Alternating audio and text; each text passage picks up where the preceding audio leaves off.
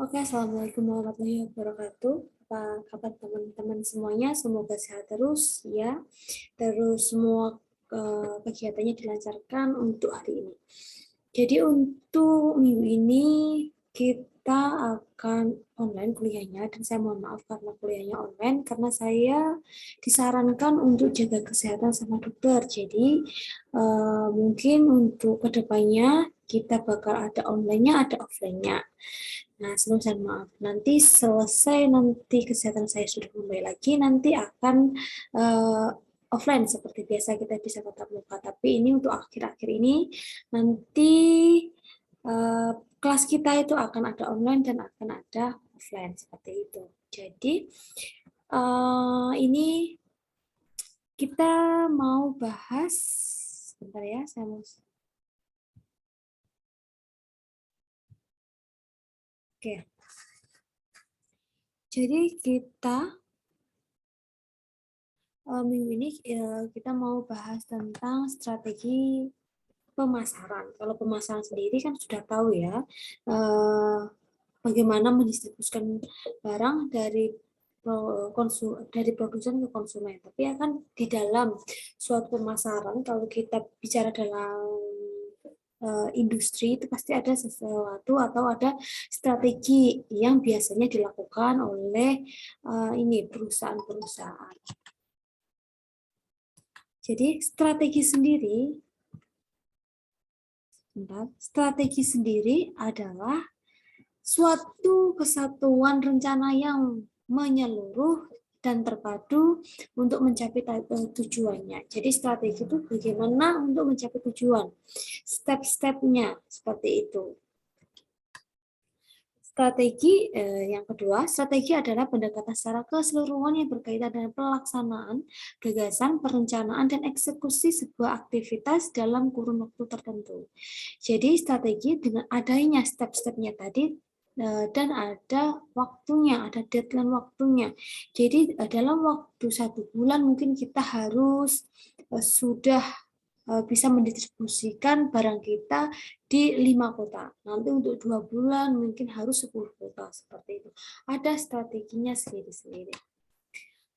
Lalu perencanaan dasar suatu aksi yang dipilih untuk mencapai suatu tujuan. Jadi strategi juga itu ada perencanaannya di awal. Karena pemasaran, kalau suatu industri itu ada juga bagian-bagian, ada divisi pemasaran, marketing, ada keuangan, ada produksi, dan lain-lain. Nah, kalau di sini kalau pemasaran berarti di sini perencanaan dasar atau aksi untuk mencapai tujuan. Bagaimana pemasaran itu akan dituju seperti itu. Lalu ada juga taktik. Strategi itu tuh taktik juga karena kita pasti mengerjakan sesuatu mungkin itu pasti nanti ada taktiknya. Saya mengerjakan yang mudah dulu mungkin. Saya mengerjakan yang susah dulu. Dia waktunya lebih banyak di awal. Kalau yang mudah gampang lah karena di akhir-akhir. Jadi kita berpikirnya bisa lebih cepat. Nah, lalu untuk taktik sendiri itu memiliki ruang lingkup yang lebih sempit dan waktu yang lebih singkat jika dibandingkan dengan strategi. Makanya jadi lebih cepat. Cara pengambilan keputusan dan semuanya itu akan lebih cepat juga. Cara dalam menjalankan rencana tersebut yaitu teknik yang dipakai untuk melaksanakan strategi. Taktik sendiri itu tekniknya, itu bagaimana rencananya yang akan digunakan. Nah, pada umumnya orang seringkali mencampur adukan kedua kata tersebut, ya. Ada strategi sama taktik, mungkin itu disamakan, padahal itu berbeda. Kalau strategi yang itu tadi, yang taktik ada beberapa poin yang bisa membedakan. Kalau strategi itu juga perencanaan juga. Nah, kalau yang di taktik itu tekniknya, teknik yang singkat dengan waktu yang singkat untuk mencapai suatu strategi. Kalau mencapai ya strategi. Lalu kalau yang strategi sendiri yang tadi merencanakan seperti itu dengan step-step seperti itu. Dan pengambilan keputusan tidak cepat tidak apa-apa. Tapi kalau taktik itu harus cepat. Lalu jenis strategi itu ada beberapa. Yang pertama strategi stabil. yaitu tindakan organisasi dengan cara mempertahankan strategi yang telah ada karena dianggap sudah baik dan tidak ada perubahan. Stabil ya, jadi sudah baik dia, jadi tidak ada perubahan, tidak ada upgrade seperti itu, pengurangan atau penambahan. Lalu ada namanya strategi pertumbuhan, di sini ada 3, ada internal, yaitu pengembangan produk atau jasa, pertumbuhan di dalam suatu industri. Yang kedua itu eksternal, itu integritas vertikal dan merger, mungkin bermerger bekerja sama dengan perusahaan lain atau menggait suatu investor gitu ya, itu bisa masuk di dalam eksternal. Lalu ekspansi yaitu pengembangan pasar atau diversifikasi. Jadi bagaimana pengembangan pasarnya, bagaimana diversifikasi suatu produknya. Produknya yang dijual nggak cuma satu, mungkin ada beberapa. Nah, di situ adalah strategi pertumbuhan. Lalu ada yang namanya strategi penciutan. Di sini mengurangi kegiatan dan meningkatkan efisiensi, yaitu pengurangan biaya, likuiditas penjualan saham. Jadi nanti kalau kalian mungkin kekurangan modal ya suatu industri tersebut, nah itu bagaimana ya nanti dikurangi biayanya, nanti biar likuiditasnya sudah dikurangi, terus sahamnya nanti ada yang dijual seperti itu untuk menambah modal. Lalu ada yang namanya strategi kombinasi. Di sini merupakan penggabungan dari 3 strategi di atas. Jadi penggabungan antara strategi stabil, pertumbuhan, dan penciutan itu. Lalu, untuk pengertian strategi pemasaran sendiri, yaitu adalah serangkaian tindakan terpadu menuju keunggulan kompetitif yang berkelanjutan. Jadi, di sini serangkaian atau step-step ya. Tadi kan perencanaan kan, jadi perencanaan atau step-step tindakan yang terpadu untuk mencapai suatu tujuannya yang berkelanjutan. Sedangkan strategi dan kiat pemasaran dari sudut pandang penjual itu ada 4P yang kemarin pernah saya bahas, tapi ini kita bahas lebih detail. 4P sendiri yang kalian sudah tahu, yaitu ada P place atau tempatnya strategi, karena menjual suatu barang itu memerlukan tempatnya strategis yang pertama. Kalau enggak, gudangnya juga strategis. Jadi gudangnya itu enggak jauh atau pabriknya pun tidak jauh dari kota. Jalannya itu ada seperti untuk aksesnya. Jadi place, tempatnya yang strategis.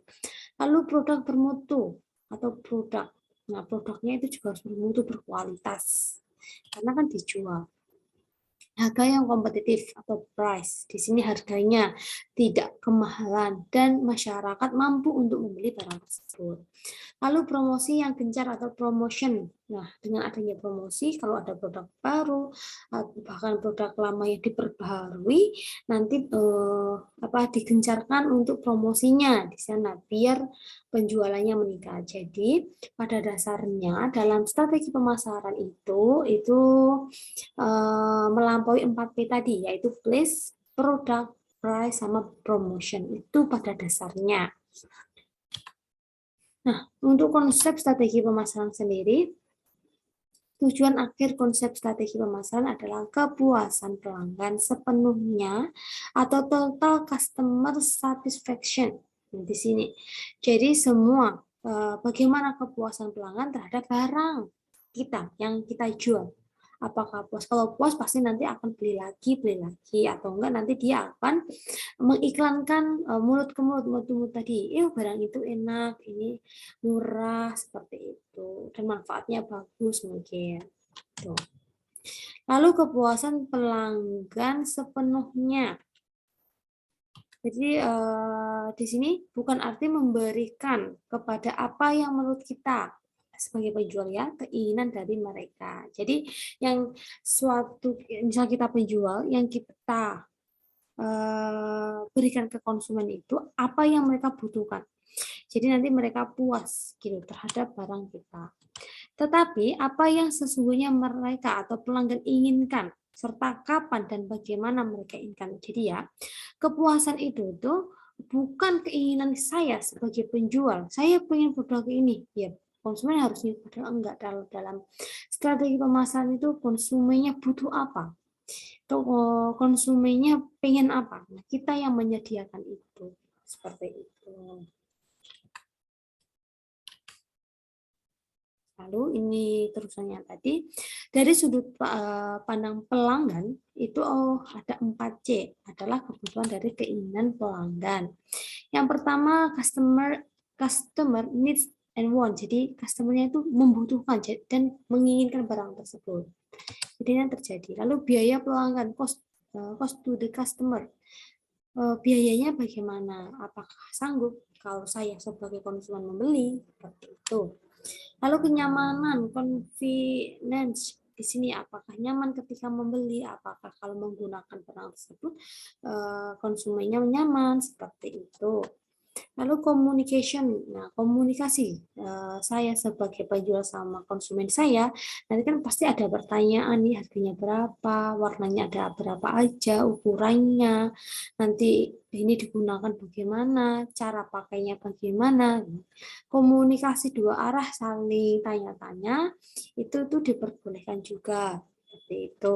Jadi kita sebagai penjual harus menjawab dengan riang ya, dengan senang, seperti tidak dengan muka yang tertekuk, bukan. Jadi yang bahagia seperti itu. Lalu market scope strategi atau strategi lingkup pasar. Yang pertama itu dibedakan menjadi 3. Yang pertama single market strategi, yang kedua multi market strategi, yang ketiga adalah total market strategi. Ini kita akan bahas satu-satu.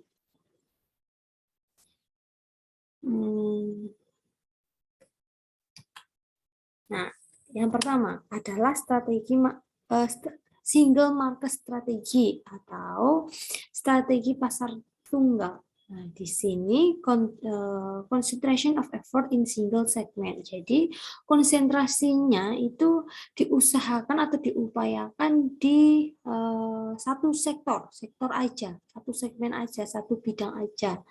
Jadi kalau kita mau konsentrasi pada makanan ringan, berarti kita makanan ringan aja, tidak dengan yang lain. Dengan persyaratan, ini ada persyaratannya. Yang pertama, serve the market wholeheartedly despite initial difficulties. Nah, di sini melayani pasar, kita sebagai penjual itu melayani pasar dengan sepenuh hati, dengan senang ya, dengan gembira tadi, walaupun ada kesulitan di dalamnya. Nah, kita walaupun banyak pertanyaan atau banyak komplain, kita itu harus dengan senang hati, dengan sabarnya melayani pelanggan-pelanggan tersebut. Lalu ada avoid competition with established firm. Jadi di sini menghindari persaingan dengan perusahaan yang sudah mapan. Jadi kita sebagai perusahaan yang baru mungkin ya, di sini kita harus menghindari bersaing dengan perusahaan-perusahaan yang hampir ke monopoli seperti itu. Jadi menghindari karena pasti kalah seperti itu. Yang kedua di sini ada multi market strategi atau strategi pasar multi berarti banyak ya, bukan satu. Di sini surveying several distinct markets. Di sini melayani beberapa pasar yang berbeda. Jadi pasarnya konsentrasinya nggak cuma satu pasar aja. Di sini konsentrasinya multi, banyak, beberapa. Dengan persyaratan careful selection segment to serve. Jadi pemilihan segmennya itu harus careful, hati-hati dengan seleksinya, menseleksi pasarnya atau segmennya nanti harus jeli gitu. Jadi jangan sampai salah strategi karena yang kita jual beberapa segmen seperti itu. Lalu menghindari lalu avoid confrontation with companies serving and this market. Jadi menghindari konfrontasi dengan perusahaan yang melayani seluruh pasar. Jadi melayani entry, pasar yang masuk, gitu ya. Jadi di sini bagaimana caranya kita sebagai perusahaan yang banyak segmen yang kita lakukan, itu kita harus menghindari konflik sama perusahaan lain yang kan kita misalnya baru masuk gitu, kita menghindari dengan perusahaan yang lainnya. Lalu ada yang namanya total market strategy atau strategi pasar menyeluruh. Jadi di sini total market strategy yang ketiga. Di sini serving the entire spectrum of the market by selling different product and different segment in the market. Jadi di sini melayani seluruh spektrum pasar, melayani semua yang ada di pasar dengan menjual produk yang berbeda ke segmen pasar yang berbeda pula. Jadi ini spektrumnya udah berbeda, semua spektrum beda pasar dan produknya pun berbeda. Jadi ini kayak kita sebagai industri menjual banyak barang gitu, macam-macam jenisnya itu banyak. Dengan persyaratan ini, yang pertama employ different combination to price, product, promotion, and distribution strategies in different segment. Jadi yang pertama ini persyaratan diterapkan berbagai kombinasi harga, produk, promosi, dan distribusi di setiap segmen yang berbeda. Gitu. Jadi di sini kalau segmennya A sama segmen pasar B itu nanti strategi harga, produk sama promosinya itu juga akan berbeda. Yang kedua adalah top management commitment to embrace entry market. Jadi komitmen manajemen puncak untuk merangkul keseluruhan pasar. Jadi bagaimana top manajemen itu secara komitmen untuk mengembangkan pasar seperti itu. Lalu adanya namanya strong financial position. Nah, di sini perusahaan ini tuh harus mempunyai posisi keuangan yang sudah settle, yang udah kuat, modalnya sudah banyak juga, seperti itu. Lalu setelah ini kita bahas tentang market entry strategy. Kalau tadi kan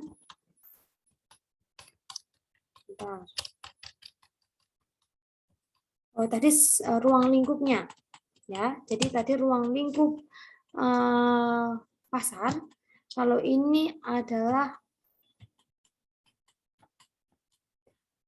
strategi memasuki pasar. Jadi bagaimana sih strategi untuk memasuki pasar? Kita sebagai pasar baru untuk memasuki pasar yang udah ada. Kita akan bersaing dengan perusahaan-perusahaan yang udah ada. Karena kita baru masuk di sini ada tiga strategi. Yang pertama first in strategi, yang kedua early entry strategi, yang ketiga large entry strategi. Yang pertama kita mau bahas tentang first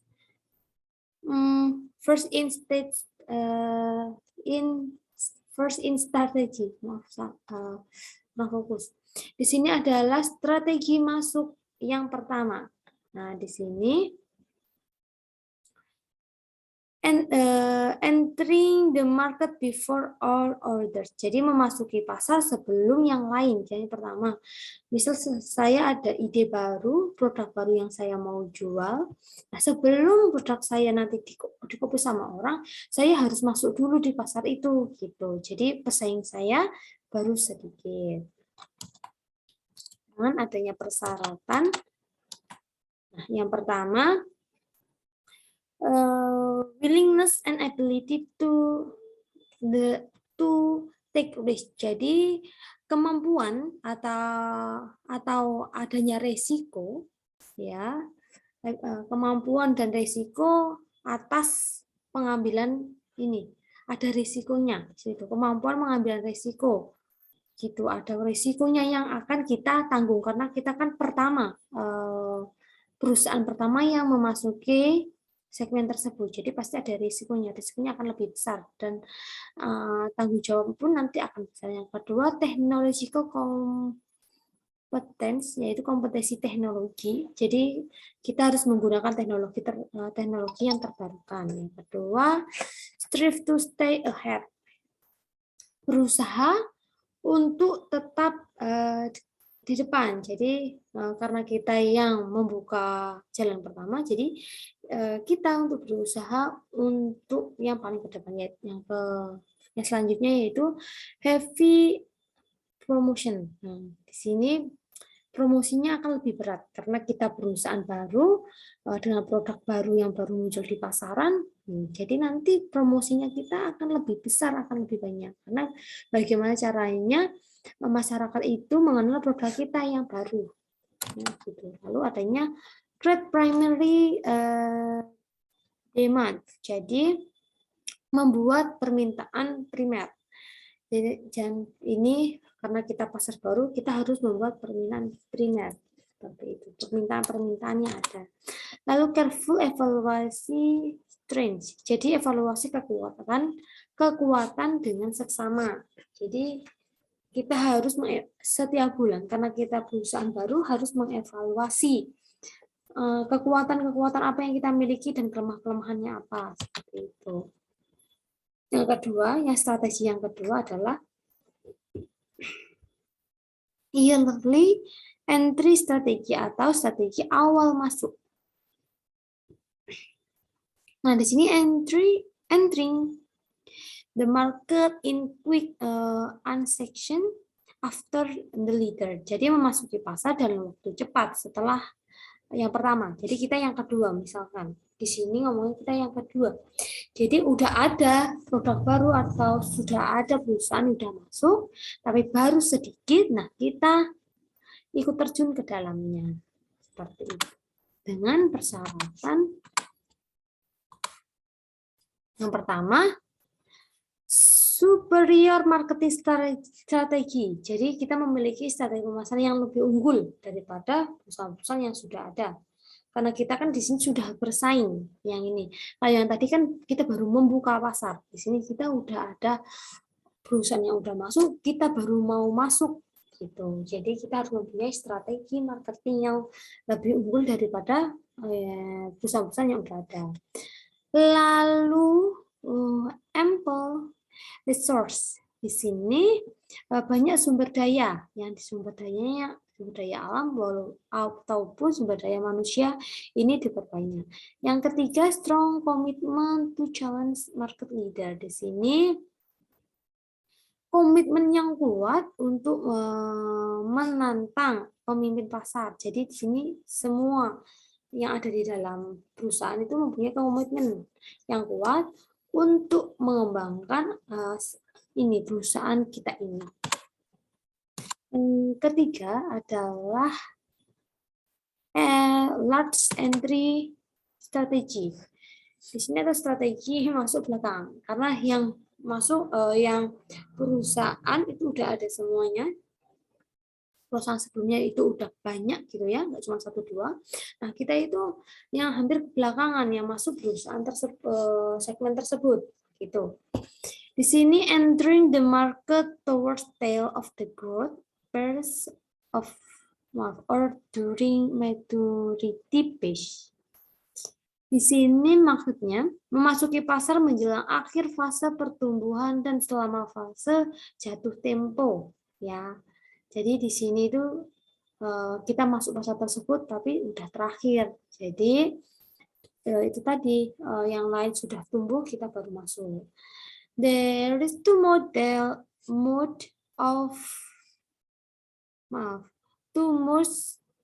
of entry are visible. Di sini ada 2 cara masuk yang bagus ya, yang layak. Yang pertama, imitator atau peniru. Di sini entry market with me to product. Maksudnya memasuki pasar dengan produk saya sebagai customer me to product. Kita langsung ke produknya. Jadi meniru, kan ada yang namanya ATM yang kalian udah tahu. Nah, di situ maksudnya. Yang kedua adanya initiator. Jadi kayak stakeholder, orang yang pertama atau pemrakarsa yang memprakarsai yang pertama, yaitu entering market with unconventional market strategy. Di sini memasuki pasar strategi dengan pemasaran yang tidak konvensional. Jadi sudah yang pasar-pasar modern. Requirement-nya, persyaratannya yang pertama initiator. Nah, yang initiator ya, yang peniru. Di sini market research ability, yaitu kemampuan riset pasar. Lalu ada product capability, kemampuan memproduksi. Di sini juga kalau kita meniru suatu barang berarti kita harus ada yang di-upgrade barang kita. Nah, ada yang berbeda maksudnya. Nah, di sini harus ada riset-risetnya, riset marketnya harus lebih bagus ya. Lalu untuk produksinya nanti harusnya lebih besar karena menggunakan teknologi yang baru begitu. Nah, yang kedua initiator, pemrakarsa tadi. Yang pertama market research ability, sama juga bagaimana caranya meriset pasar, segmen pasar yang sudah ada, tapi kita masuk lagi. Nah, disitulah tantangannya ya. Yang kedua, ability to generate creative marketing strategy, yaitu kemampuan untuk menghasilkan strategi pemasaran yang kreatif. Bagaimana kita masuk ke dalam pemasaran tersebut dan dilirik oleh konsumen. Nah, pasti harus dengan kekreatifan tersebut.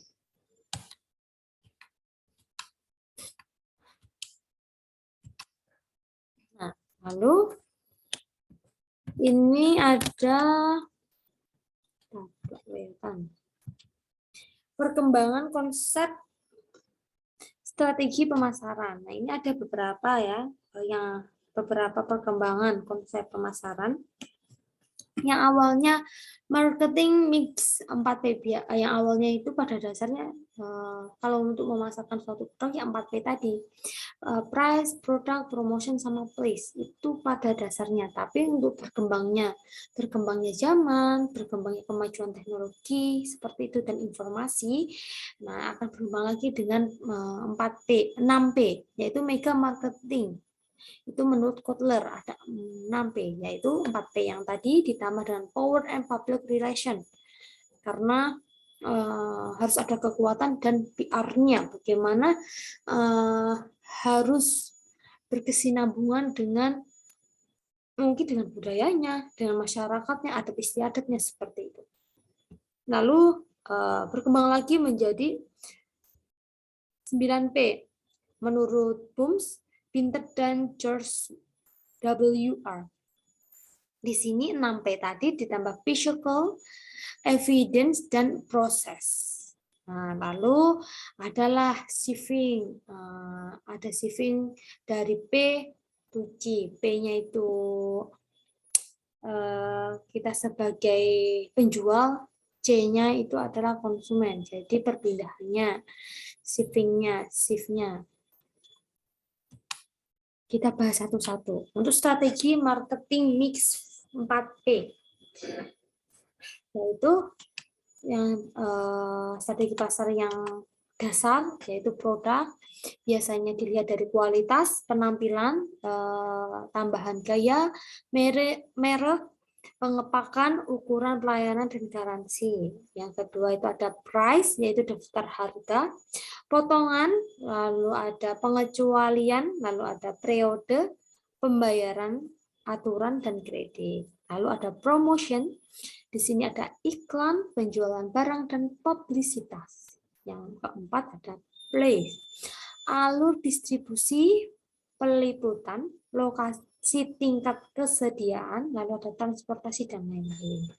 Itu yang dilihat. Lalu dikembangkan lagi menurut Kotler, itu namanya mega marketing, itu ada 6P. 4P tadi ditambah dengan power. Power sendiri yaitu mengenali, membina hubungan dengan pihak-pihak yang memiliki pengaruh terhadap pasar. Yang ke-6 yaitu public relation, yaitu memikirkan, menciptakan berbagai cara pendekatan untuk bisa membangun image atau citra yang baik terhadap produk dan jasa di kalangan masyarakat. Jadi, ya tadi masyarakat dengan budaya tadi berkesinambungan. Lalu dikembangkan lagi oleh Boom, Spinter, sama George W. R. Itu ada 9P, yaitu 6P tadi ditambah dengan peoples dan physical evidence dan proses. Ya, berarti peoples-nya kita sebagai orang atau orang sebagai konsumen, bahkan sebagai penjualnya. Lalu ada physical evidence, yaitu physical-nya. Jadi kita psikologinya atau fisiknya itu juga, lalu ada proses di dalamnya. Lalu ada pergeseran P to C, ya. Ini ada pergeserannya nih. Waktu di produk itu jual, yaitu di produk, jalan keluar terhadap permasalahan konsumen solution produknya. Jadi konsumennya itu membutuhkan apa yang diinginkan. Nah, dengan adanya produk itu adalah solusi bagi customer. Lalu adanya price, biaya untuk pelanggan, customer to cost, cost to customer. Jadi untuk beli barang tersebut itu harus mengeluarkan biaya, apakah biayanya pas apa enggak. Lalu ada place ini menyenangkan, nyaman, ya. Di sini tempatnya, kalau dulu kan belinya langsung ke toko, apakah tempatnya nyaman, apakah menyenangkan, atau apakah pramusasinya itu apakah dengan senyum, dengan senang hati, gitu untuk melayani customer. Lalu adanya promotion, yaitu komunikasi dari perusahaan kepada pelanggan. Ya, pasti nanti kalau ada pertanyaan atau ada keluhan, nanti harus dijawab dengan senang hati. Oke, sampai di sini. Nanti kalau ada pertanyaan, boleh ditanyakan ke saya